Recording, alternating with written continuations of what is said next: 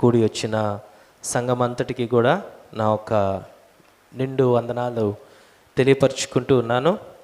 అలాగనే మరి సాయంకాల సమయంలో నన్ను మరి సంఘానికి ఆహ్వానించిన స్థానిక కాపరి అయిన డేవిడ్ పాల్ గారికి నా పక్షాన, నా కుటుంబ పక్షాన వారికి వందనాలు తెలియపరుచుకుంటూ ఉన్నాను.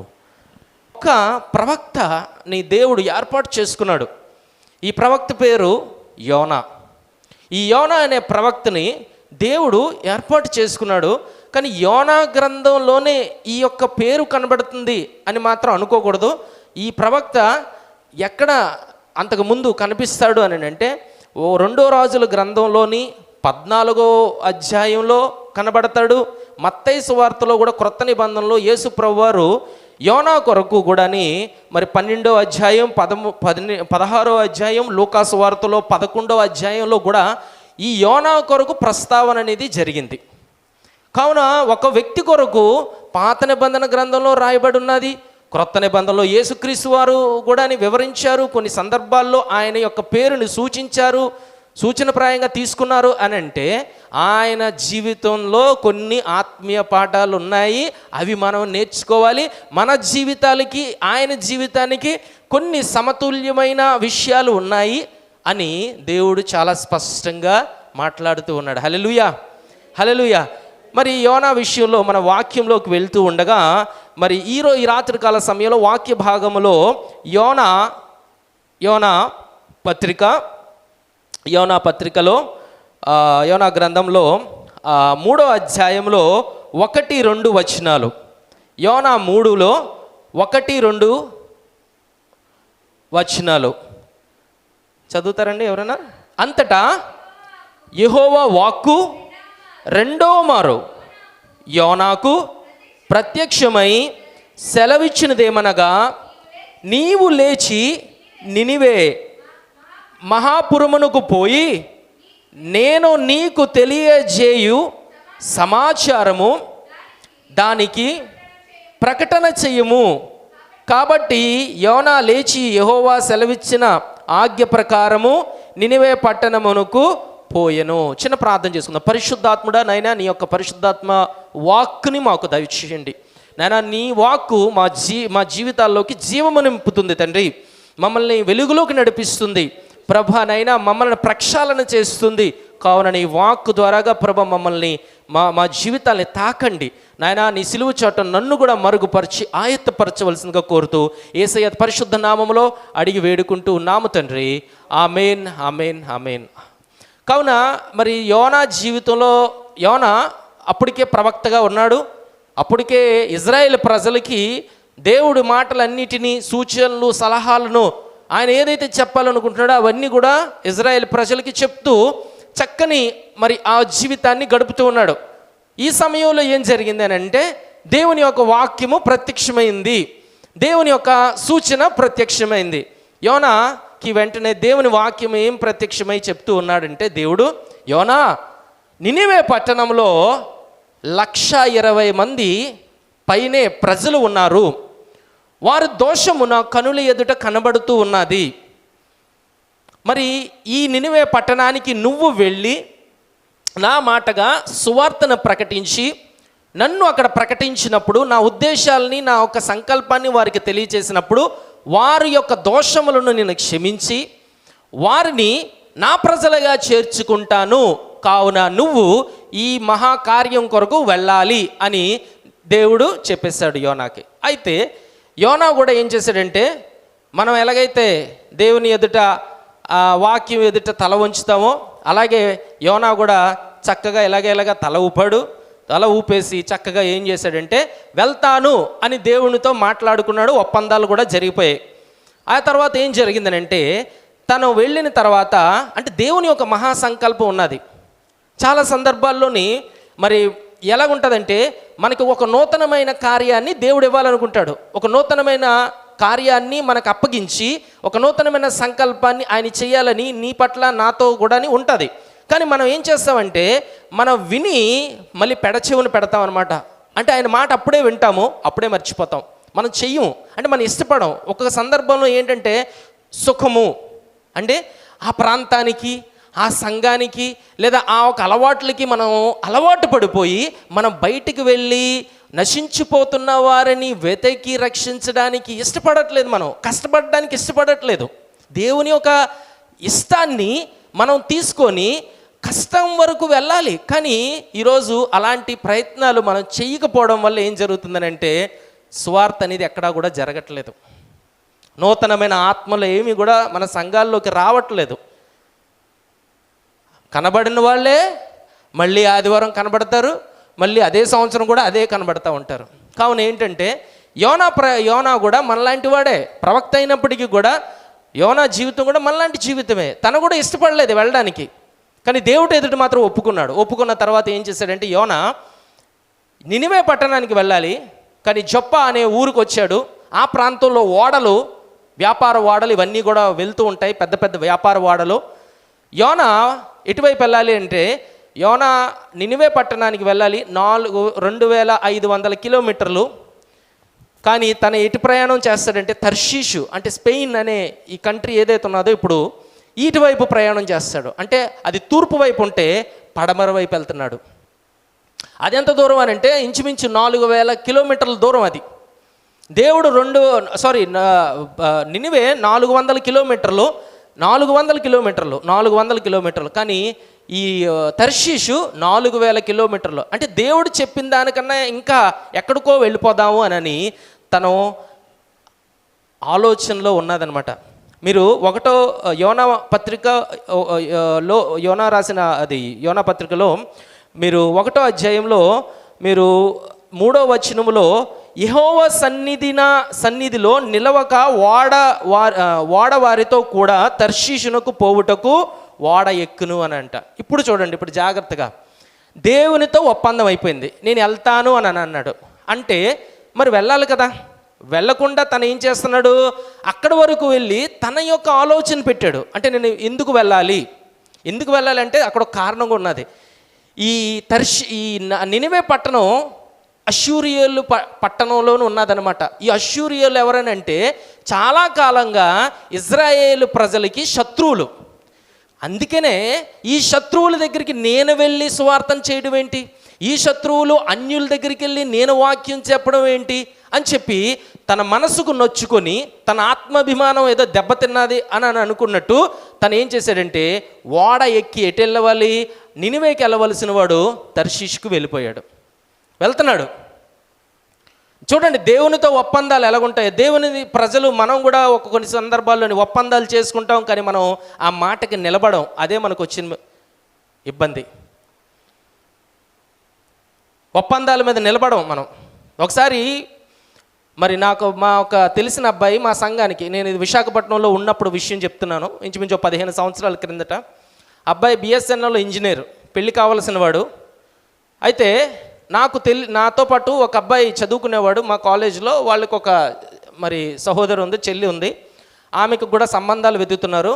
సో వాళ్ళ ఫ్యామిలీ బాగానే ఉంటుంది అని చెప్పి నేనేం చేశానంటే అబ్బాయి ఒక పెళ్ళికి కావాల్సిన మ్యారేజ్ ప్రపోజల్ ఫోటోలు అవన్నీ కూడా ఈ అబ్బాయి వాళ్ళకి ఇచ్చాను. ఈ అబ్బాయి వాళ్ళ అమ్మాయికి తాలూకు సంబంధించినవన్నీ కూడా అబ్బాయి వాళ్ళకి కూడా ఇచ్చి, మా వదిన గారు ఉండేవారు, మా వదిన గారిని మధ్యవర్తిగా నేను పెట్టి, మరి వయసులో నేను చిన్నవాడిని, నేనేం చేయలేను, ఇంతవరకు అయితే నేను నడిపించాను, ఇంక మీరే నడిపించండి అని చెప్పి ఆవిడకి బాధ్యతలను అప్పగించాను. అయిపోయింది. ఇప్పుడు చూడండి ఏం జరిగిందనంటే అబ్బాయి వాళ్ళు ముందుగా అమ్మాయి వాళ్ళు ఇంటికి వచ్చారు. ఎంతమంది? 10 మంది వచ్చారు. వచ్చిన తర్వాత వాళ్ళ అమ్మాయిని చూసుకున్నారు, మాట్లాడారు, అన్నీ అయిపోయాయి. వాళ్ళు ఇచ్చిన టిఫిన్ ఏదో తిన్నారు, స్వీట్లు తిన్నారు, వెళ్ళిపోయిన తర్వాత వాళ్ళకి నచ్చింది అమ్మాయి. వాళ్ళు కబురు పంపించారు 10 రోజులు వారం తర్వాత. ఏమని? 3 రోజుల తర్వాత ఇలాగ అమ్మాయి మాకు నచ్చింది, మీరు కూడా మా ఇంటికి రండి, మా వ్యవహారం ఏదో చూస్తారు కదా, మా ఇంటి వ్యవహారం కూడా చూసుకుంటారు, మాట్లాడుకుంటారని చెప్పి అమ్మాయిలు రమ్మనంటే వీళ్ళు ఎంతమంది వెళ్ళారు? 25 మంది వెళ్ళారట అక్కడికి. వీళ్ళు 10 మంది వెళ్తే వాళ్ళు 25 మంది వెళ్ళారు అమ్మాయి వాళ్ళు. వెళ్ళిన తర్వాత మరి వాళ్ళు ఏం చేశారంటే ఇంచుమించి మాటలన్నీ జరుగుతున్న టైంకి 1 గంట అయిపోయింది, మాటలన్నీ జరిగాయి. 1 గంట అయ్యేసరికి మరి వాళ్ళు ఏం చేశారంటే కొన్ని భోజన ఏర్పాట్లు ఏవో చేశారు. ఈ అమ్మాయి వాళ్ళు 25 మంది కదా, వీళ్ళందరూ కూడా వెంటనే భోజనాలు చేసేసారు అబ్బాయి వాళ్ళ ఇంట్లో. అమ్మ వినబడుతుందా? అబ్బాయి వాళ్ళ ఇంట్లో అమ్మాయి వాళ్ళు భోజనాలు చేశారు, చెయ్యి కడిగారు అని అంటే దాని అర్థం ఏంటండి చెప్పండి? సంబంధం కుదిరిందన అదే కదా లెక్క, అంతే కదా? సరే, ఇప్పుడు అయిపోయిన తర్వాత వారం రోజులు అయిపోయింది, 10 రోజులు అయిపోయింది, 15 రోజులు అయిపోయింది, అమ్మాయి వాళ్ళ వైపు నుంచి ఎటువంటి మాట లేదు, సమాచారం లేదు. అప్పుడు వాళ్ళు నాకు ఫోన్ చేశారు, ఇలాగ జరిగింది, మరి వాళ్ళు వచ్చారు, ఏంటి పరిస్థితి, మరి ఏం చెప్పలేదు, నువ్వు ఒకసారి మాట్లాడానంటే మా వదిన గారికి ఫోన్ చేసి, వదిన ఏంటి మీరు ఒకసారి కనుక్కోండి, మరి ఇప్పటికే 15 రోజులు అయిపోయిందని అని, మరి ఒప్పందాలు జరిగిపోయాయి మరి అని అంటే, అప్పుడు మా వదిన గారు ఫోన్ చేసి అడిగారట. అడిగి అమ్మ ఏంటి మరి మీరు వెళ్ళారు కదా, మరి భోజనాలు చేశారు, మీరు ఏంటి పరిస్థితి అని అంటే, మరి ఏదో విషయం చెప్పాలి కదా అని అంటే, వాళ్ళు ఏమన్నారు తెలుసండి, అమ్మాయి వాళ్ళు అన్నారు, ఏం లేదండి, ఆ రోజు 1 గంట అయిపోయింది, మాతో వచ్చిన వాళ్ళందరూ వయసులో పెద్దోళ్ళు, బీపీలు షుగర్లో ఉండడం వల్ల ఆకలి వేసేసింది, అందుకనే మేము తినేసాం భోజనాలు అనేసాను అని అన్నారు. ఏమండి ఎంత దారుణం చెప్పండి, ఎంత దారుణం అండి అది అసలు. ఈ మాట వాళ్ళకి చెప్పేటప్పటికి వాళ్ళు ఇంకేంటంటే అవాక్ అయిపోయారు అనమాట. అంటే తెల్లమొకాలు వేసుకున్నారు వాళ్ళు. అంటే ఒప్పందాలు జరిగిన తర్వాత ఒక్కొక్కసారి మనం ఏం చేస్తామంటే మనకు అనుకూలంగా ఎలాగున్నది, అనుకూలంగా మనం ఎలాగ దారి తప్పించుకోవచ్చు, దారిలోంచి వెళ్ళిపోవచ్చు అని మన ఆలోచనలు ఇప్పుడు కూడా ఉంటాయి. యోనా కూడా ఏం చేశాడంటే వాడలోకి వెళ్ళిపోయి తన వాడ ఎక్కేసి చక్కగా నిద్రిస్తూ ఉన్నాడంట. వాడ అడుగు భాగంలో ఎక్కడో నిద్రిస్తున్నాడు చక్కగాను. కానీ వాడ ప్రయాణం అయిన తర్వాత కొంత దూరం వచ్చిన తర్వాత ఏం జరిగింది అని అంటే, వాడ భయంకరమైన తుఫాన్లోకి వెళ్ళిపోయిందంట. భయంకరమైన అలలు కొడుతున్నాయంట. ఇప్పుడు వీళ్ళకి అర్థం అవ్వలేదంట లోపల ప్రయాణికులు ఎంతమంది ఉంటారని అంటే, ఇది అంటే వ్యాపార వాడ కాబట్టి ఇంచుమించు 150 మంది నుంచి 200 మంది కూడా ఉంటారు. ఎందుకంటే 12 గంటలు ఒక టీం పని చేస్తే 12 గంటలు ఇంకొక టీం పని చేస్తారనమాట. వంట వండేవారు, వాడని నడిపేవారు, దాన్ని మెయింటెనెన్స్ వర్క్ చేసిన ఇలాగ ఉంటుందండి. కావున వ్యాపారం చేసుకున్న వాళ్ళు వీళ్ళంతా కూడా ఉంటారు దాంట్లో, వాడలో పెద్దవాడ. వీళ్ళకి అర్థం అవ్వట్లేదు ఏం చేయాలని. వెంటనే సామాన్ అంతా ఏదైతే ఉన్నదో అదంతా కూడా సముద్రంలోకి వేసేస్తున్నారు, అంటే తేలిక చేస్తున్నారు వాడని. అయినప్పటికీ కూడా భయంకరంగా ప్రచండమైన గాలి, తుఫాను, ఇంకేం చేయాలో వీరికి అర్థం అవ్వట్లేదు అనమాట. ఇదేంటి ఇలాంటి పరిస్థితులు ఏర్పడ్డాయి అని చెప్పి వాళ్ళు ఏం చేశారనంటే, అయ్యో ఏదో జరుగుతూ ఉన్నదని చెప్పి వారి యొక్క దేవతలకి, వారి అన్య దేవతలకి పూజించి వారు ఏం చేశారంటే చీట్లు వేశారంట. అంటే ఎవరి మీదకి చీటీ వస్తే ఆ చీటీ కారణం ఆ వ్యక్తి అవుతాడు, ఆ వ్యక్తి ద్వారాగా మనం ఏదైనా చెయ్యాలి అని చెప్పి వెంటనే ఏం చేశారు, చీట్లు వేశారట. చీట్లలో నుంచి యోనా పేరు వచ్చిందంట. ఈ యోనా ఎక్కడున్నాడంటే అక్కడ లేడు యోనా. ఈ వ్యక్తి ఎక్కడికి వెళ్ళాడంటే కింద అడుగు భాగంలో పడుకున్నాడట చక్కగాను. అప్పుడు క్యాప్టెన్ వెళ్ళి, మరి ఆ ఒక నాయకుడు వెళ్ళి అన్నాడట, నువ్వేంటి ఇక్కడ చక్కగా పడుకున్నావు అని అంటే, అప్పుడు అయ్యగారు లేచి మెలకు వచ్చిన తర్వాత అప్పుడు అన్నారట, ఏం జరుగుతుందని అన్నాడట. ఏం జరగడం ఏంటి, పెద్ద తుఫాను ఇదంతా కూడా జరుగుతుంది అని అంటే, అప్పుడు చెప్పాడట, మీరేమి కంగారు పడకండి, ఆ తుఫానికి గల కారణం ఏంటి అని అంటే నేనే ఆ తుఫాను రావడానికి గల కారణం నేనే, ఆ ఒక భయంకరమైన ప్రతికూలమైన పరిస్థితికి రావడం నేనే అని చెప్పి. చాలా సందర్భాల్లో ఏం జరుగుతుంది అని అంటే, మరి దేవుడు చెప్పిన కార్యాలు మనం చెయ్యలేనప్పుడు, దేవునికి విధేయత కలిగి లేనప్పుడు ఏం జరుగుతుంది అని అంటే, కొంత నష్టం జరిగిపోతుంది. నష్టం జరుగుతుంది. అది ఎలా జరుగుతుంది అని అంటే, మన కుటుంబంలో నష్టం జరగవచ్చు, మన వ్యక్తిగతంగా మనకి నష్టం జరగవచ్చు, మన సంఘానికి నష్టం జరగవచ్చు, ఎలాగైనా నష్టం జరుగుతుంది. ఎందుకు? అది దేవుని యొక్క ప్రణాళిక కాదు కాబట్టి. సో ఇప్పుడు జరిగింది ఏంటంటే, మీకు ఒకవేళ మన దేవుని కార్యాలు ఎలాగుంటాయంటేనండి, దేవుని కార్యాలు దేవుని మార్గంలోనే జరిగించాలి. మానవుడి యొక్క మార్గం, మానవుడి ఆలోచన చొప్పున నడిపించడానికి వీల్లేదు. దేవుని యొక్క ఎలాగుంటాయంటే, దేవుని మార్గాల్లోనే చేయాలి. ఆయన కార్యాలు ఆయన చిత్తంలోని ఆయన ఎలాగైతే చెప్తాడో అలాగే మనం చేయాలి. దావీదు ఏం చేశాడు? దావీదు మొట్టమొదటిగా ఆ ఒక మందసాన్ని తీసుకొని వచ్చాడు.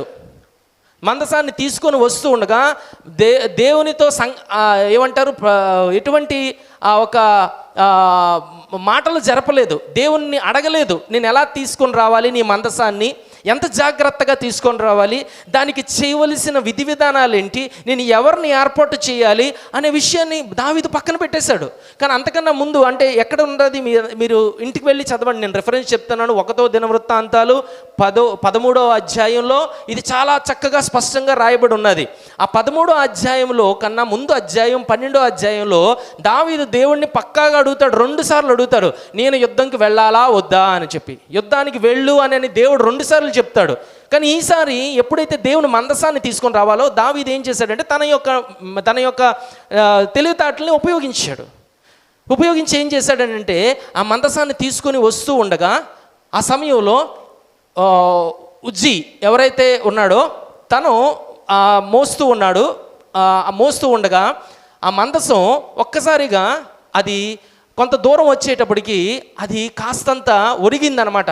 ఈ ఉజ్జి అనే వ్యక్తి ఎవరైతే మోస్తూ ఉన్నాడో మందసాన్ని, పడిపోతుంది అంటే ఎడ్ల బండి మీద తీసుకొని వస్తూ ఉండగా దాన్ని పడిపోతుంది, ఎక్కడో పడిపోతుంది అని చెప్పి తను ఏం చేశాడంటే చెయ్యి పెట్టి ఆపడానికి ప్రయత్నం చేశాడు. అంటే వెంటనే దేవునికి ఏమొచ్చింది, ఉగ్రత వచ్చేసిందంట. అది ఎక్కడ కనబడుతుంది అని అంటే మీకు 13వ అధ్యాయం 1వ దినవృత్తాంతాలు ఒకసారి తీయండమ్మా. 1వ దినవృత్తాంతాల్లో 13లో 9, 10. 1వ దినవృత్తాంతాలు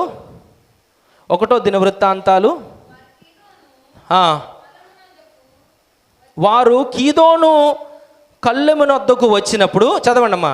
ఎడ్లకు కాలు జారినందున మందసమును పట్టుకొనవలెనని ఉజ్జియా చేయి చాపగా యెహోవా కోపము అతని మీద రగులుకొనెను. అతడు తన చేయి మందసమునొద్దకు చాపగా ఆయన్ని అతని మొత్తెను గనుక అతడు అక్కడనే దేవుని యొక్క సన్నిధిని చనిపోయాను అని అంట. చాలా జాగ్రత్తగా మనం ఉండాలి. ఆ తర్వాత ఏం చేశాడంటే దావీదు తెలుసుకున్నాడు, అమ్మో దేవుని మందసాన్ని తీసుకొని రావడం, దేవుడి సన్నిధిని ప్రజల్లోకి తీసుకొని రావడం అనేది ఆషామాషి కాదు, చిన్న విషయం కాదు.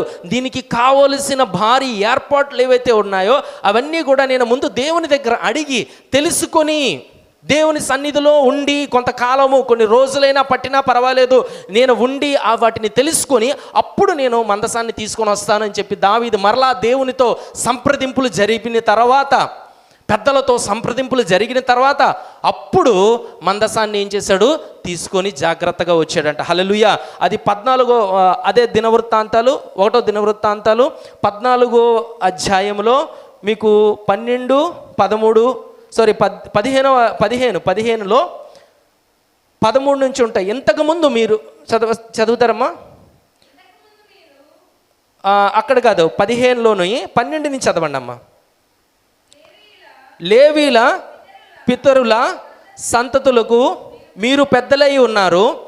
ఇంతకుముందు మీరు ఇశ్రాయేలు దేవుడైన యెహోవా మందసమును మోయక ఉండే చేతన మనము దేవుడైన యెహోవా యొద్ద విధిని బట్టి విచారణ చేయకుండుట చేతన ఆయన మనలో నాశనము కలుగు చేసెను. కావున ఇప్పుడు మీరును మీ వారును మిమ్మను మీరు ప్రతిష్ఠించుకొని నేను ఆ మందసమును స్థిరపరిచిన స్థలమునకు దాని తేవలను అని అప్పుడు యాజకులను లేవీలను ఇశ్రాయేలు దేవుడైన యెహోవా మందసము తెచ్చుటకై తమ్మను తాము ప్రతిష్ఠించుకొనిరి. హల్లెలూయా.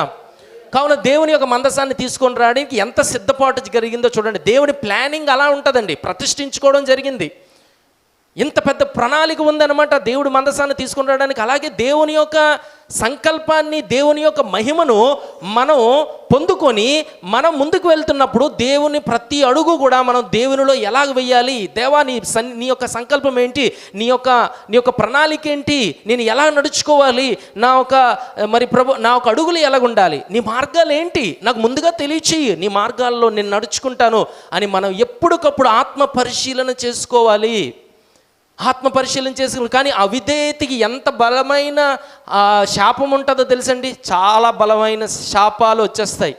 ఈరోజు ఏం జరుగుతుందంటే చాలా సంఘాల్లో సంఘస్థులు కూడా దేవుని మాటకి విధేయత లేని కారణంగా ఎంత నష్టపోతున్నారో అని అంటే, వారు నష్టపోవడమే కాదు, వారి పిల్లలు నష్టపోతున్నారు, వారి యొక్క బంధువులు నష్టపోతున్నారు, వారి సంఘాలు నష్టపోతున్నాయి. దేవుని మాట ఏంటి అనేది మనం తెలుసుకోవాలి. దేవుని యొక్క సంకల్పం ఆయన ఏంటి, ఆయన కట్టడాలు ఏంటి, ఆయన ఆజ్ఞలు ఏమన్నవి, ఆయన చిత్తం ఏమై ఉన్నది, ఆ చిత్తానుసారంగా మనం ఎలా నడుచుకోవాలి అనే విషయాన్ని ఈరోజు పక్కన పెట్టేసాం. మనం ఏమిటంటే నా పెత్తనం జరగాలి. యోనా కూడా ఏం చేశాడు తెలుసా? నా పెత్తనమే జరగాలి, నా పెద్దరికమే ఇక్కడ నిలబడాలి, నా ఆలోచనే నిలబడాలి, నేను చెప్పిందే జరగాలి అని దేవుని మాటను పక్కన పెట్టినప్పుడు ఏం జరిగిందని అంటే, ఏం జరగాలో అది జరగకుండా ఏం జరగకూడదో అదే జరిగిందండి. వాళ్ళందరూ కూడా నావలో పడవలో ఉన్నవారు అందరూ కూడా శోధనలోకి వెళ్ళిపోయారంట. భయంకరమైన తుఫాను, నష్టం జరుగుతూ ఉన్నది. నష్టం, భయంకరమైన నష్టం, కష్టాల్లోకి వెళ్ళిపోయారు. కానీ యోనా ఏం చేశాడో తెలుసా? వెళ్ళి ఒప్పుకున్నాడట, నా ద్వారాగానే మీరు ఈ శోధనలో పడి ఉన్నారు అని అన్నాడట. నన్ను తీసి ఏం చేయండి, సముద్రంలోకి వేసేయండి అని అన్నాడు. అంతే. హల్లెలూయా. నన్ను తీసుకొని సముద్రంలో వేస్తే మీకు ఏమొస్తుందో తెలుసా? ఉపశమనం వస్తుంది అని అన్నాడు. హల్లెలూయా. మీకు ఉపశమనం వస్తుంది. మీరు ఈ శోధనలోంచి తప్పించుకోవాలంటే నన్ను తీసి ఆ ఒక సముద్రంలోకి గెంటి వేయండి అని అన్నాడంట. ఒప్పుకున్నాడు. ఈరోజు ప్రశ్న ఏంటంటే, ఎంతమంది మనలో, మన సంఘాలు కానీ ఒప్పుకుంటున్నాయి ఇలాగా? ఈరోజు చేసింది తప్పు ఒప్పుకోవాలి కదా, కానీ ఒప్పుకోవట్లేదు.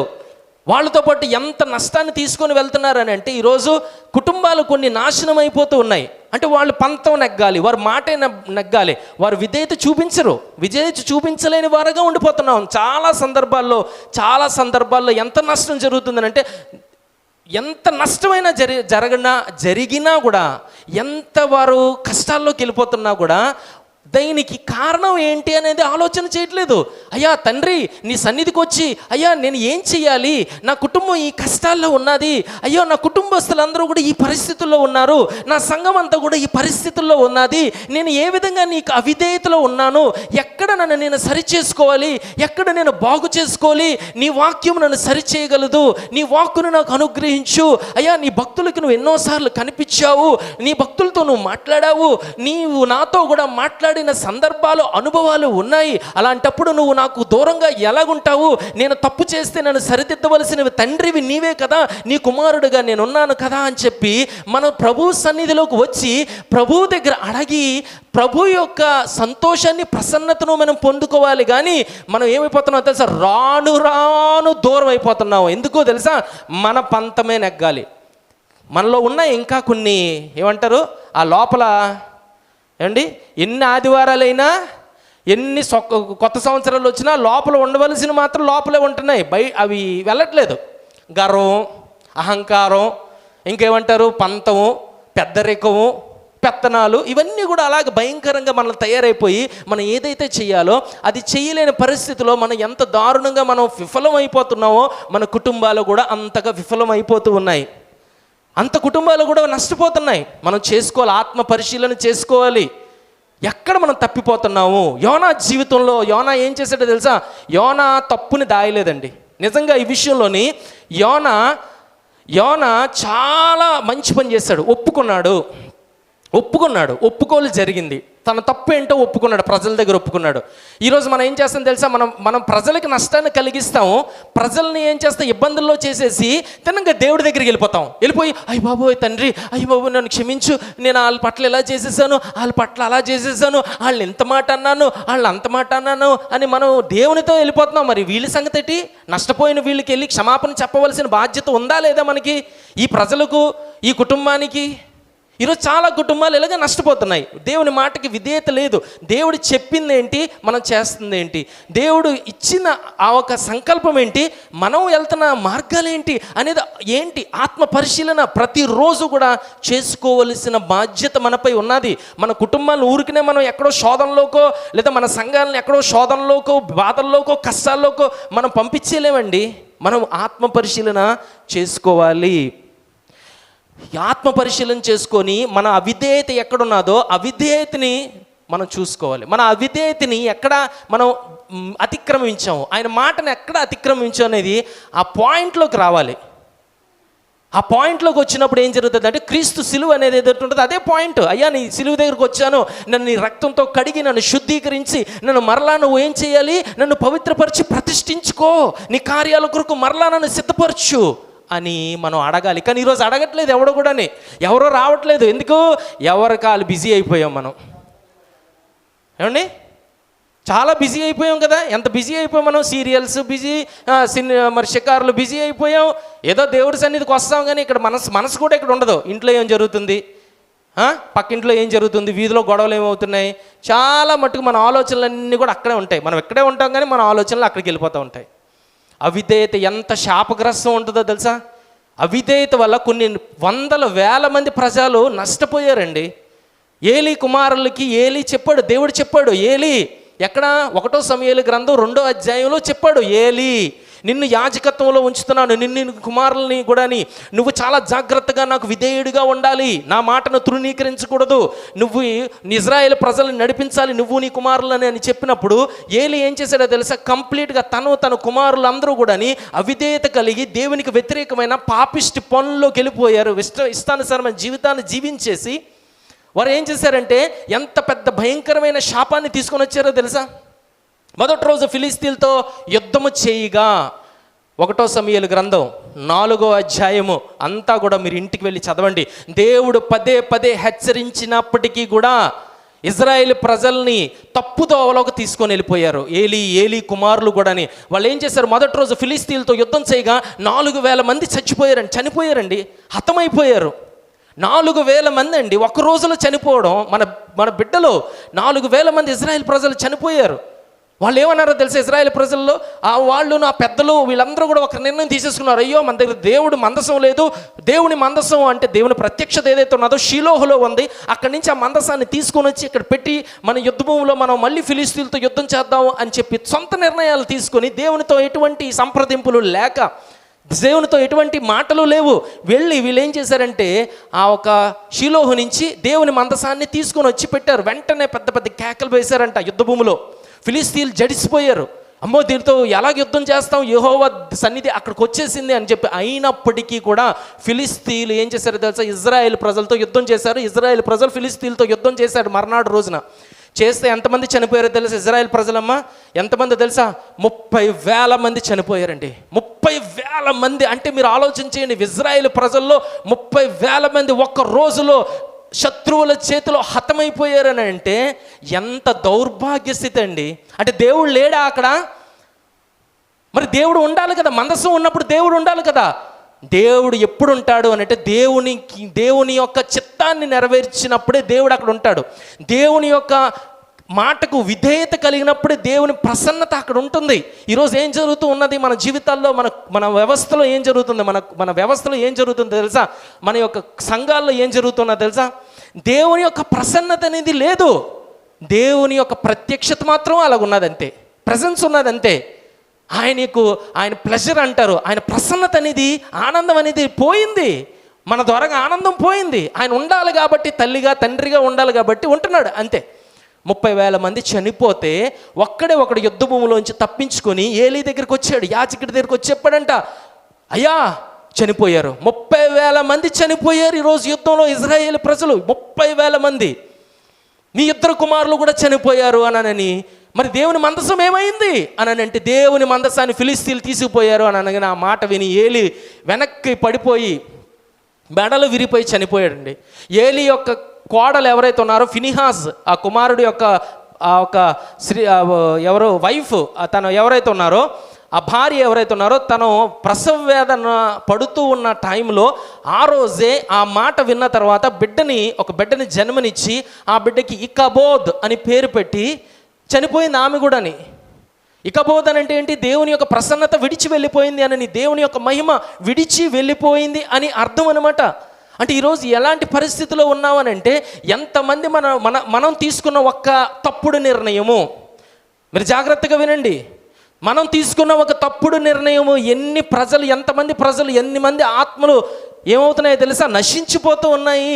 ఎంతమంది సంఘాల్లోని ఎంత జరుగుతూ ఉన్నదో నష్టం. అయినప్పటికీ కూడా ఈరోజు మనం దేవుని తట్టుకు తిరగడానికి ఇష్టపడట్లేదు. కానీ ఇక్కడ యోనా ఏం చేశాడో తెలుసా? నష్టం నా వల్లే వచ్చింది అని ఒప్పుకొని వెంటనే ఏం చేశాడంటే నన్ను వెంటనే సముద్రంలోకి వేసేయండి అని అన్నాడు. అంతే, వెంటనే సముద్రంలోకి వేసిన వెంటనే అలలు ఆగిపోయాయంట. సముద్రం ఆ ఒక ప్రచండమైన తుఫాను అనేది నెమ్మలించిందంట. నెమ్మలించిన తర్వాత వాళ్ళు ప్రయాణంలో వెళ్ళిపోతూ ఉన్నారు. వాళ్ళు కూడా దేవుణ్ణి తెలుసుకున్నారు, దేవుని యొక్క శక్తిని ఎరిగారు. వాళ్ళు బలులు అర్పించారంట దేవునికి. హల్లెలూయా, హల్లెలూయా. ఒక సాక్ష్యం వెళ్ళింది. ఎందుకు? యోనా ఏం చేశాడు? యోనా ఒప్పుకున్నాడు కనుక అక్కడ యోనా ఒప్పుకున్నాడు. తన తప్పు ఏంటి, తప్పు ఏం జరిగిందో, అతిక్రమం ఏం జరిగిందో ఒప్పుకున్నాడు. ఈరోజు మన అతిక్రమంలో మన తప్పులు అవిధేయతలు అన్నీ కూడా దేవుని ఎదుట ఒప్పుకోవాలి మనము. అప్పుడే ఏం జరుగుతుందో తెలుసా? ఆశీర్వదించబడతాయి. మన చుట్టూ ఉన్న మన ప్రజలు, మన వ్యాపారం దగ్గర ఉన్న ప్రజలు, మన చదువుకున్న సంస్థలలో, మనం ఎక్కడైతే పనులు చేస్తున్నామో, మన ఇంటి ఇరుగు పొరుగు వారు, మన సంఘముల వారు ఏమవుతారో తెలుసా? మనము కానీ దేవుని సన్నిధిలో ఒప్పుకుంటే వారి జీవితాలు ఆశీర్వదించబడతాయి. ఏదైనా దేశం మీదకి దేవుని యొక్క తీర్పు వచ్చిందని అంటే దానికి కారణం ఎవరో తెలుసా బ్రదరు, అమ్మ, సిస్టరు వినండి. దేశం మీదకి ఒక తీర్పు వచ్చిందని అంటే దానికి కారణం ఎవరో తెలుసా? మనం అనుకుంటాము వాళ్ళు పాపాలు చేశారు, వాళ్ళు తప్పులు చేశారు అన్యులు అని అనుకొని మనం వాళ్ళ మీద వేస్తున్నాం. కాదు. విశ్వాసుల యొక్క అవిధేయత వల్ల దేశాల మీదకి తీర్పు వస్తుంది, కానీ అవిశ్వాసుల యొక్క అవిధేయత వల్ల కాదు సుమా. ఏ దేశం మీదకైనా, ఏ ఒక్క సంఘం పైకైనా ఒక తీర్పు వచ్చింది అంటే బలంగా దానికి కారణం ఎవరో తెలుసా? మనము, మన విధానాలు, మన ఆలోచన, మన యొక్క మార్గాలు, మనం నడిచే విధానాలు ఏవైతే ఉన్నాయో మన అవిధేయత వల్ల మనం దేవుని మాట వినం, చాలా భయంకరంగా ప్రవర్తిస్తాం ఒక్కొక్కసారి. అలాంటి ప్రవర్తనలో ఉన్నప్పుడు ఏం జరుగుతుందో తెలుసా? ప్రజలు నష్టపోతూ ఉంటారు. దేశం మీదకి ఏమొస్తుంది? తీర్పులు వస్తూ ఉంటాయి. ఒక్కోసారి కుటుంబాలపైకి తీర్పులు వచ్చేస్తూ ఉంటాయి. దీన్ని గమనించాలి మనం. గమనించుకోకపోతే ఎలాగా? వెంటనే ఏం చేశాడో తెలుసా? దేవుడు ఏం చేశాడో తెలుసా? యోనాకు ఒక పాఠాన్ని నేర్పించాలి. వెంటనే ఒక పెద్ద మత్స్యాన్ని నడిపించాడు అక్కడికి, ఆ జలాల్లోకి, ఆ ఒక సముద్రంలోకి. ఆ మత్స్యం ఏం చేసిందంటే యోనాని 3 రోజులు కడుపులో పెట్టుకుంది. ఆ తర్వాత మళ్ళీ దేవుడు ఆజ్ఞాపించాడు దాన్ని ఉమ్మివేయమని. అతను ఉమ్మివేయమని అంటే నెనివే తీరానికి వచ్చి ఆ ఒక యోనాని ఉమ్ము వేసింది. అప్పుడు అంటే బయటికి కక్కేసింది. కక్కిన తర్వాత యోనా, అప్పుడు దేవుడు చెప్తున్నాడు, యోనా ఇప్పటికైనా నువ్వు మారాలి, ఇప్పటికైనా వెళ్ళు అని తనకి చెప్పుగా యోనా అప్పుడు నినివే పట్టణానికి వెళ్ళాడు. నినివే పట్టణానికి వెళ్ళి అక్కడ ప్రజలకు దేవుడి యొక్క సమాచారాన్ని, దేవుడి యొక్క సందేశాన్ని, దేవుడి యొక్క ప్రేమను కనపరిచి వారందరూ కూడా 120,000 మంది గోని పట్టాలు కట్టి వాళ్ళు ఏం చేశారు తెలుసా? ప్రభు సన్నిధిలో వారు తమ తప్పుల్ని, దోషములను ఒప్పుకొని వారు ఏం చేశారంటే ప్రభు యొక్క క్షమాపణని పొందుకోగలిగారు. హల్లెలూయా, హల్లెలూయా. ఒక్కొక్కసారి నిన్ను కొత్త ప్రదేశాలకు వెళ్ళమంటాడు సువార్తకి, ఒక్కోసారి కొత్త వ్యక్తుల దగ్గరికి వెళ్ళమని అంటాడు, ఒక్కోసారి అన్యుల దగ్గరికి వెళ్ళు అని అంటాడు. అస్తమానం ఇక్కడే మనది ఏమండి, ఇంకా మన సంఘంలోనే ఇక్కడే అదే చెప్తా ఉంటాం సాక్ష్యాలు. ఏం చెప్తామండి? ఇచ్చాడు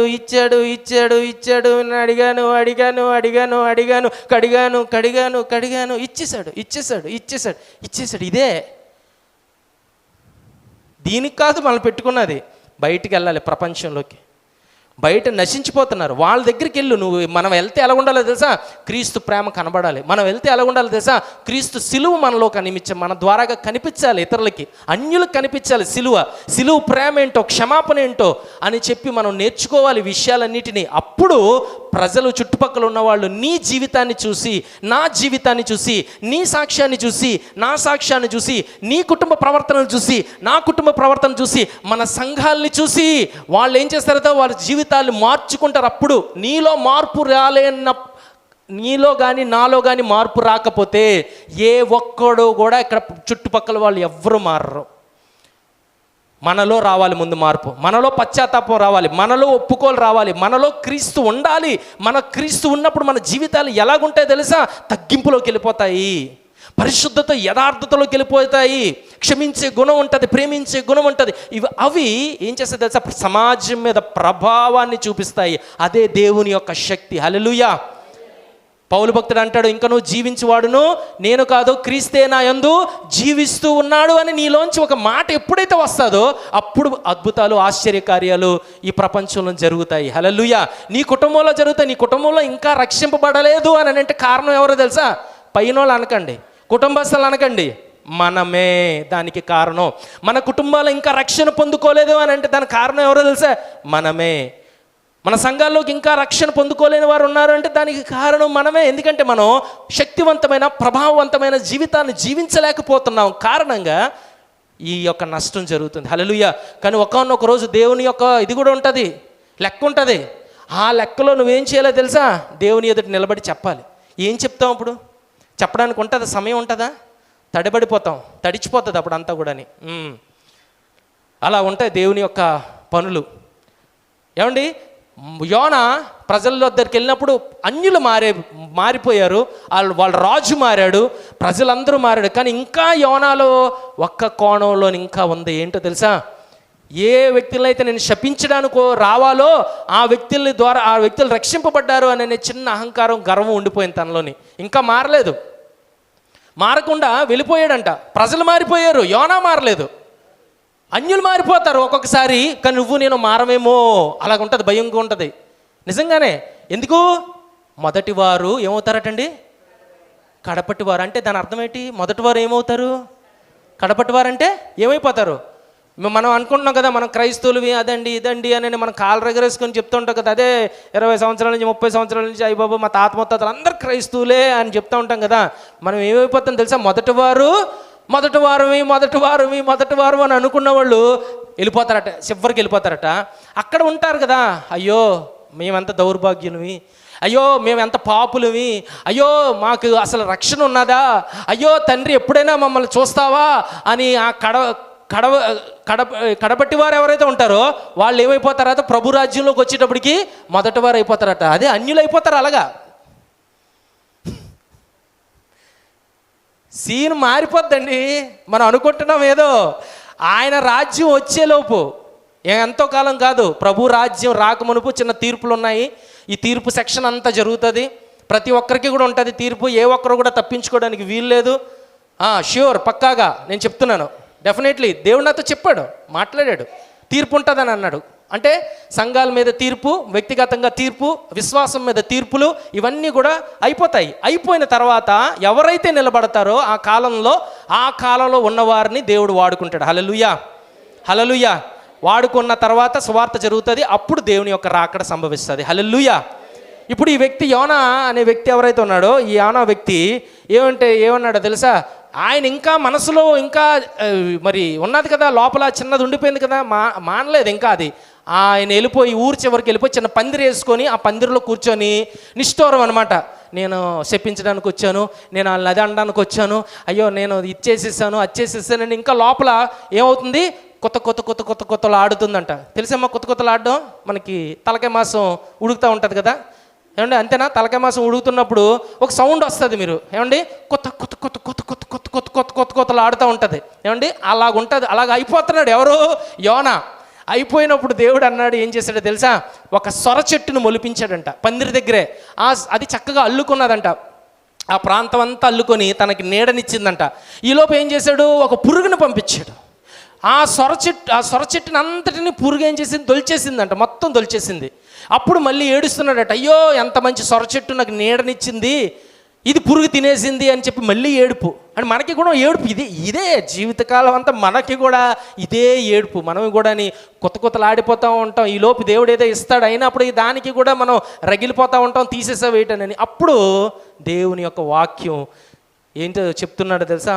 తీయండి ఒకసారి, నేను చదివేసి నేను ముగిస్తాను, జాగ్రత్తగా వినండి. యోనాకి ఒక పాఠాన్ని నేర్పిస్తూ ఉన్నాడు అనమాట దేవుడు. అది మన జీవితాలకు కూడా కావాల్సిందే. ఎక్కడంటే 3వ అధ్యాయం 10వ వచనంలో, అందుకు యెహోవా, చదవండి అమ్మా ఎవరన్నాను, యోనా 3:10. యెహోవా నీవు, అందుకు యెహోవా 3:10, అందుకు యెహోవా నీవు కష్టపడకుండాను పెంచకుండాను ఒక రాత్రిలోనే పుట్టి పెరిగి ఒక రాత్రిలో గానే వాడిపోయిన ఈ సొర చెట్టు విషయంలో నీవు విచారపడుచున్నావే.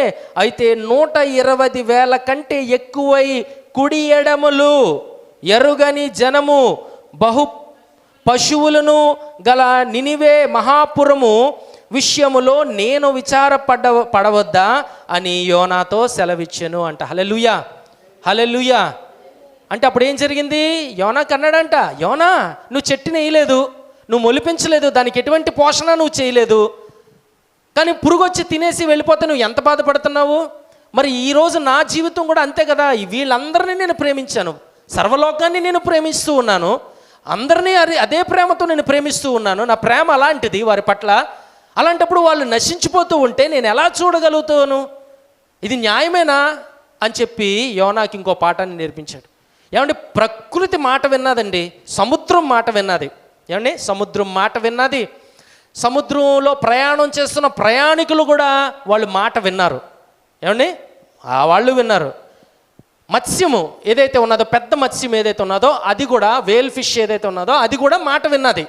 ఆ తర్వాత ఆ ఒక నినివే పట్టణంలో ఉన్న ప్రజలందరూ కూడా మాట విన్నారు, లోబడ్డారు దేవుని మాటకి.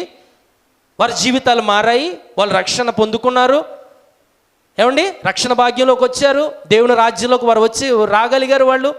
ఆ తర్వాత ఈ సొర చెట్టు మాట విన్నది, పురుగు కూడా మాట విన్నది, కానీ యోనా మాట వినలేదు.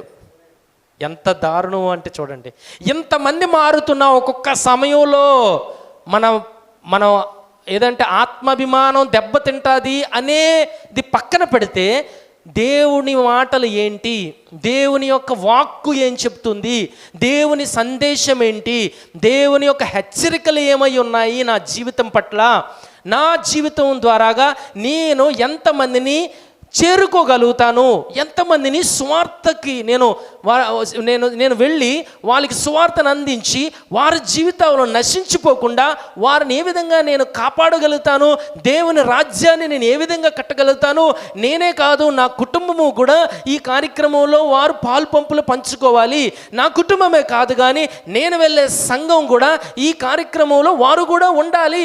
నశించిపోతున్న వారిని ఇంక వెతికి రక్షించడానికి సమయం ఆసన్నమైంది, ఆ ఒక టైం వచ్చేసింది. ఇంకా నేను ఎప్పుడు చేయగలుగుతాను ఈ కార్యక్రమాలు అనే ఆతృత, ఆశ అనేది మనలో ఉండాలి. దేవుడు మాట్లాడుతున్నప్పటికీ కూడా మన జీవితాల్లో ఎలాగున్నామంటే ఈరోజు ఏమండి సున్నం కొట్టిన సమాధుల్లాగే మన జీవితాలు ఉండిపోతున్నాయి. ఏ చలనం ఉండట్లేదు. దేవుని మాటకి విధేయత చూపించకపోవడం వదిలేయండి, దేవుని మాటకి వ్యతిరేకమైన పనులు కూడా చేస్తున్నాము. దీనివల్ల ఏం జరుగుతుందో తెలుసా? ఎంత నష్టమైతే యోనా ద్వారాగా కలిగిందో అలాంటి నష్టాన్ని మనం తెచ్చుకోవడానికి వీల్లేదు. యోనా జీవితం మనకి ఒక ఆత్మీయ పాఠం. హల్లెలూయా. యోనా జీవితం ద్వారాగా మనం చాలా విషయాలు నేర్చుకున్నాం. యోనా జీవితంలో ఇంకా చాలా విషయాలు ఉన్నాయి నేర్చుకోవాల్సింది. సంఘంగా నేర్చుకోవాలి, వ్యక్తిగతంగా నేను నేర్చుకోవాలి, విశ్వాసాలుగా మీరు నేర్చుకోవాలి, మన కుటుంబాలు నేర్చుకోవాల్సిన బాధ్యత, భారము మనకు ఎంతైనా ఉన్నది. కావున మరి ఈ రాత్రికాల సమయంలో ఒక్క మెయిన్ పాయింట్ ఏంటనంటే, దేవుని యొక్క మాటకు అవిధేయత కలిగి జీవిస్తే మాత్రం దాని శాపం ఎంతవరకు ఉంటుందంటే, దాని నష్టం ఎంతవరకు ఉంటుందంటే నువ్వు నేను ఊహించలేము. ఆత్మీయంగా చాలామంది నష్టపోతారు, చనిపోతారు ఆత్మీయంగా. బహుశా భౌతికంగా చనిపోరేమో, కానీ ఆత్మీయంగా చాలా నష్టపోతారు. ఈ నష్టాన్ని నివారించాలంటే ఏం చేయాలి తెలుసా? నువ్వు నిన్ను తగ్గించుకొని దేవుడి సన్నిధిలో, దేవుని ఎదుట మన పాపాల్ని, మన యొక్క అతిక్రమములని మనం ఒప్పుకొని దేవుని మాట పక్కన ఉన్న వారందరి జీవితాలు, మన సంఘము కూడా ఏమవుతుందో తెలుసా? అభివృద్ధిలో ఉంటుంది. ఆత్మీయ ఫలాలని మనం కలిగి జీవించడానికి వీలవుతుంది. మన దేవుని రాజ్యాన్ని కట్టడానికి వారసులుగా మనము, మన కుటుంబాలు, మన సంఘాలు ఉంటాయి. హల్లెలూయా, హల్లెలూయా. మరి చిన్న ప్రార్థన చేసి ముగిస్తాను. చిన్న ప్రార్థన. మరి ఈ వాక్యం మన జీవితాల్లో ఫలించాలి. పరిశుద్ధుడే తండ్రి, స్తోత్రం నాయన, మహాకృపా కనికరము గల దేవ, ఈ రాత్రికాల సమయంలో నీవు మాట్లాడిన మాటలు హెచ్చరికలు ప్రభా నాయన. మరి తండ్రి నీ సందేశము, నీ ప్రేమ సందేశం తండ్రి, ఇది నీ ప్రేమ సందేశాన్ని మేము పొందుకున్నాము తండ్రి. అయా దాని ప్రకారంగా మేము జీవించుటకు సహాయం దయచేయండి. అవిధేయత కలిగిన మనస్సును తీసివేయండి ప్రభా నాయన. ఇదిగో తండ్రి మీ సన్నిధిలో నాయన నీవు తండ్రిగా ఉన్నావు, మేము బిడ్డలుగా ఉన్నాము ప్రభా నాయన. నీ యొక్క మాటకు మేము ప్రభా నాయన శిరస వహిస్తూ, అయా నీ మాటని మేము గౌరవిస్తూ, నీ మాటని ప్రభా నాయన మా జీవితాల్లో ప్రభా నాయన ఆచరించి నీ వాక్కుని ప్రభా నాయన మా జీవితాల్లోకి అత్యున్నతమైన స్థానాల్లోకి ఉంచుకొని ప్రభా పరిశుద్ధుడా తండ్రి యేసయ్యా నాయన నీ వాక్యానుసారముగా, నీ చిత్తానుసారముగా, నీ కట్టడాలనుసారముగా, నీ యొక్క ప్రభా నాయన ఆజ్ఞానుసారంగా మా జీవితాలు, మా కుటుంబీకులు, మా సంఘాలు ప్రభా నాయన నీ కార్యక్రమంలో ఉంటూ ప్రభా నీ సువార్తను ప్రకటించి నశించిపోతున్న వారిని వెతకి రక్షించి ప్రభా నీ రాజ్యాన్ని కట్టే విషయంలో అయ్యా మేము ముందుగా ఉండుటకు సహాయం దయచేయండి. మాకిచ్చిన ప్రివిలేజెస్, మాకిచ్చిన ప్రభా ఆధిక్యత ప్రభా ఎవ్వరికీ లేదు ఈ సమాజంలో. అలాంటి గొప్ప ఆధిక్యతలో మమ్మల్ని ఉంచావు. మరోసారి నీకు వేలాదిగా వందనాలు తెలియపరుచుకుంటూ యేసయ్య అతి పరిశుద్ధ నామములో అడిగి వేడుకుంటూ ఉన్నాము తండ్రి. ఆమేన్, ఆమేన్, ఆమేన్, ఆమేన్.